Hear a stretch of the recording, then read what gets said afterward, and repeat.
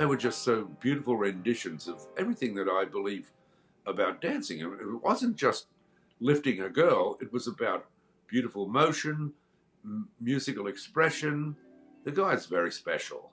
And I think he's like that with his teaching as well. He's a very, very good teacher in every branch of dancing. So, ultimate respect. I don't think that he was out to beat other people in competition. I thought that his approach was to do the best that he could so that he would be recognized as the best. He was very curious, he wanted to do it right, and he was technically very, very working very hard in making every detail perfect. So, of course, when he was performing, it was obvious that what he was doing was extremely well done. Technically, but on top of that, he had the rhythm and that natural feeling for performing. Not every dancer has all of these elements all together. The people that I cherish so much in the world are not blood relations. They're people that we have established the tolerance for each other's weaknesses and can stay together for long periods of time and go, oh yeah, well, that's how we are. If this is something I'm going to do, maybe I would like to do this. But even if I didn't do this, I would like this guy to be my friend because he's very in tune with, so many things. He knows when something is wrong, and you usually know what is wrong. And there's that we know that there's that serious side to him, but a lot of people don't see the other side of you. Not too many, and we were the lucky ones to see the other side to you. Because there's a giving person, a person with a big heart, and a lot of people don't really get to see that side of you enough. I can only imagine what was and how difficult it was for Dustin to break through the industry. Being the colored man, being a gay man at the times that none of the things were acceptance. At acceptance. So it must be so difficult, and to be able to experience all that hardship probably just creates that extra super sensitive person towards somebody else's issues. So there's no surprise why that softness is kindness cannot come through right now. Empathy and definitely a gentle soul. You could see Dustin really caring about people, about friends, and besides the ballroom dance industry, if somebody is hurting or if somebody's in trouble, he certainly will be there for you. Yeah, for him, loss of a partner, I can only imagine how difficult that would be. And so he's there for so many, being a true friend. My husband had passed away, and I was at the funeral, and here walks in Rufus Dustin, and he looks at me, and he just gave me this hug, and he looked at me and he said, I know what you're going through, and I just felt that I needed to come. And he said that was the first funeral that he had been to since his partner, Bruce, had passed away. And we connected on that.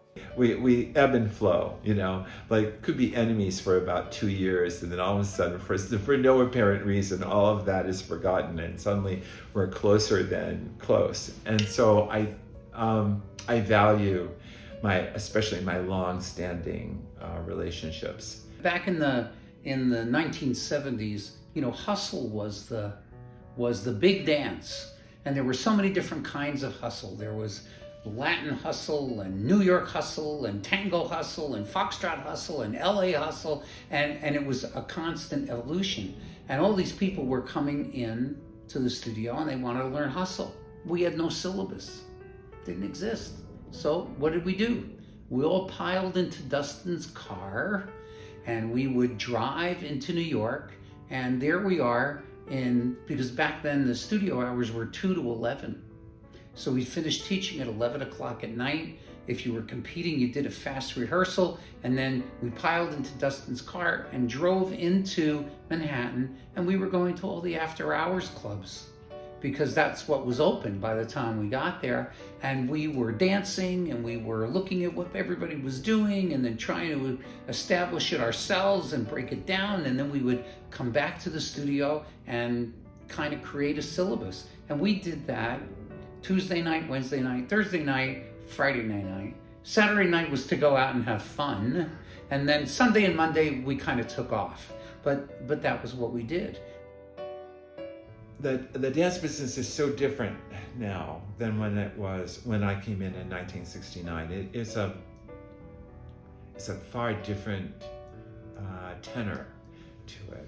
Dance teachers now are not just dance teachers, they're great business people. Like really, really clever about making great business from whatever position you're in.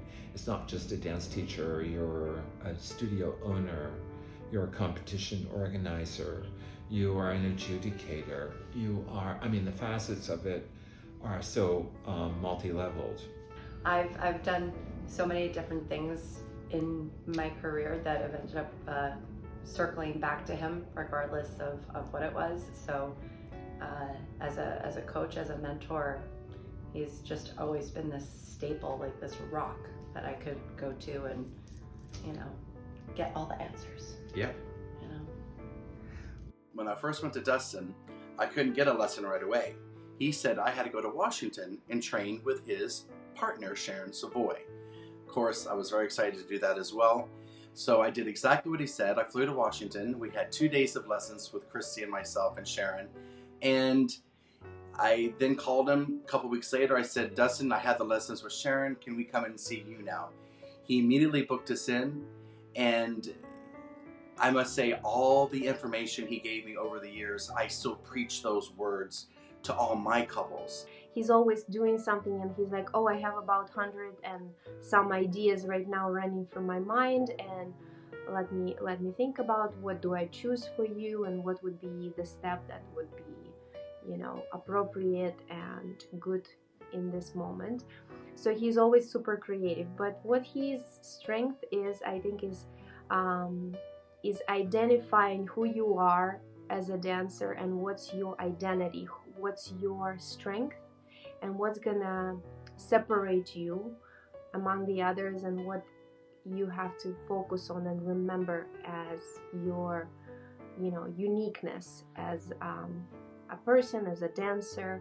And he always reminds you of it on the lessons. I think he has a very clear visualization of what he wants each couple to look like, and it's his mark. So he doesn't teach the same thing. He's not generic. He really identifies each couple, does their choreography according to their talents and their qualities, and he also demands that they are fabulous and they put the work in without any question. I truly feel that if somebody does not do what he wants them to do, that he will eventually just say, well, maybe this is not working out, and he doesn't want to teach them anymore.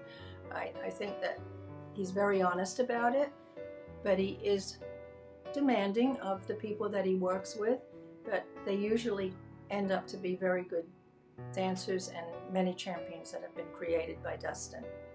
He tried to help me, even though I was probably his worst student. He did tell me that because I just sometimes don't listen, or I have to do my own thing, or I have to come up with something new, and so that drove his patience sometimes. But I admire him for his skill of performing, especially in the cabaret division. There hasn't been too many people that I've seen in my life that dance as well as he did. You're not just learning how to do the technique of that certain dance or to do the choreography of that certain dance. he has such a vast knowledge of the history of every dance. He could tell you, like, you pick a dance and he can tell you who invented it, where it was invented, what year it was invented. And why you need to care about that. And why you need to care about it. So you're not just learning the dance, you're learning why it's valuable, why it was created, who created it.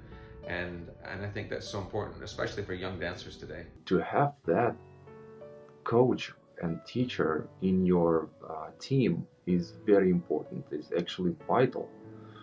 So yes, if you are very serious with and you are a competitive dancer, even if you are in Pro-Am league and you're serious about your dancing, then that person is just unsubstitutable. That person is you gotta have that kind of person, that kind of coach, that kind of teacher on your team for sure. I think Dustin respects a lot the origin of the dance and the origin idea of each ballroom dance. He respects that a lot, and then he passes it on to us, that every dance and every move that we make has to have a meaning, has to have a narrative, that it's not only about the sequence of the patterns that we do. Dancing is much more than that. So he helps us to learn the process of how to touch your hearts. He always said, the movement not make a dancers, the story make a dancer. You need to make people believe on your story, and you have to know exactly both of the dance partner have to agree in the same story, because sometimes when people dance, they don't have or they don't see the same, or sometimes they never even talk to each other.